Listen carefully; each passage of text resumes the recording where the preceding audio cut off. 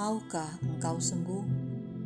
Bacaan diinspirasi dari Injil Suci menurut Yohanes, bab 5, ayat 1-3a, dilanjutkan ayat 5 sampai dengan 16. Pada hari raya orang Yahudi, Yesus berangkat ke Yerusalem. Di Yerusalem, dekat pintu gerbang domba, ada sebuah kolam, yang dalam bahasa Ibrani disebut Betesda. Serambinya ada 5, dan di serambi-serambi itu berbaring sejumlah besar orang sakit. Ada di situ seorang yang sudah 38 tahun lamanya sakit. Ketika Yesus melihat orang itu berbaring di sana, dan karena ia tahu bahwa ia telah lama dalam keadaan itu, berkatalah ia kepadanya, "Maukah engkau sembuh?" Jawab orang sakit itu kepadanya, "Tuhan, tidak ada orang yang menurunkan aku ke dalam kolam itu apabila airnya mulai bergoncang, dan sementara aku sendiri menuju kolam itu, orang lain sudah turun mendahului aku." Kata Yesus kepadanya, "Bangunlah, angkatlah tilammu, dan berjalanlah." Dan pada saat itu juga sembuhlah orang itu. Lalu ia mengangkat tilamnya dan berjalan. Tetapi hari itu hari Sabat. Karena itu orang-orang Yahudi berkata kepada orang yang baru sembuh itu, "Hari ini hari Sabat, dan tidak boleh engkau memikul tilammu."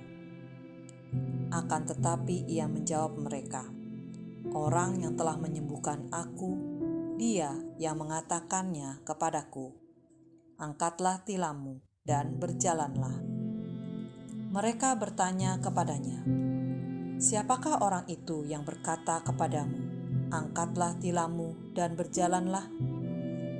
Tetapi orang yang baru sembuh itu tidak tahu siapa orang itu, sebab Yesus telah menghilang ke tengah-tengah orang banyak di tempat itu.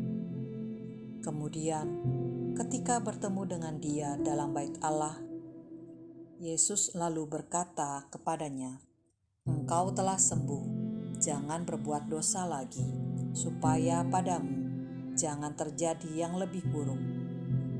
Orang itu keluar, lalu menceritakan kepada orang-orang Yahudi bahwa Yesuslah yang telah menyembuhkan dia.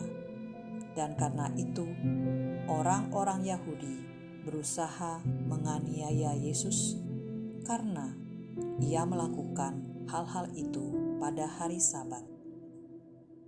Demikianlah sabda Tuhan. Terpujilah Kristus. Jam dinding berdetak 2 kali menyadarkan saya bahwa hari telah pukul 2 pagi. Detaknya semakin jelas terdengar di kesunyian malam. Badan ini sudah sangat lelah, tapi sulit untuk diajak tidur. Pikiran saya masih berkutat pada masalah pekerjaan. Saya sibuk menganalisa kejadian tadi siang. Saya menduga-duga kejadian yang mungkin terjadi dan merancang langkah-langkah berikutnya.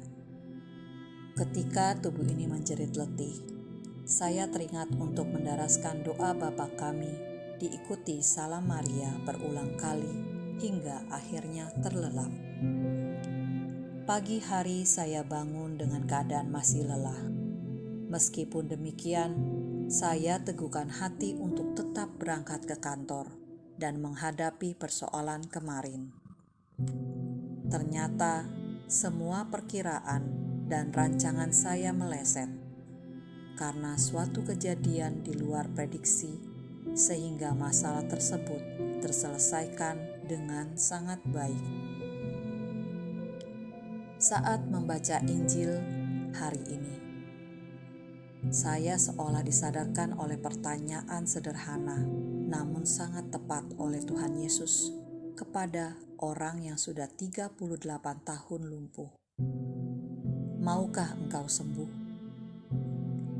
Seharusnya jawabannya pun sederhana, ya atau tidak. tetapi karena pikiran orang yang ditanya terpaku pada kekurangan diri sendiri, jawabannya jadi nggak nyambung. Puji Tuhan, kesembuhan tetap terjadi. Tuhan sungguh maha baik dan mengetahui penderitaan serta keinginan hatinya yang terdalam. Tuhan juga tahu keinginan hati saya yang terdalam saat menghadapi persoalan di kantor. Tuhan Yesus sebenarnya bertanya pada saya, "Maukah engkau sembuh?" Namun saya tidak menjawab dengan ya atau tidak. Saya terpaku pada persoalan dan rancangan sendiri. Namun Tuhan sungguh maha baik. Saya tetap ditolong. Berapa sering kita diberikan jalan keluar olehnya? Pasti jauh lebih banyak dari yang dapat kita ingat. Namun, pikiran kita sering memberikan ilusi bahwa segala hal bergantung pada tindakan, rancangan, dan keberuntungan kita. Dalam menghadapi masalah, sering kita tidak menyadari bahwa banyak hal terjadi di luar kendali kita. Ada tangan Tuhan yang senantiasa bekerja dan menolong. Bagian kita hanya menjaga agar tindak tanduk kita sesuai dengan kehendak-Nya. Maukah kita? Marilah berdoa. Allah Bapa yang penuh kasih dan kuasa, kami bersyukur Engkau selalu bersama kami, melindungi dan menjaga kami tetap dalam kasih-Mu. Curahkanlah rahmat-Mu, agar hati kami selalu terhubung dengan-Mu, dan tidak terlalu gelisah menghadapi masalah-masalah kami. Bunda Maria, doakanlah kami, orang yang berdosa ini,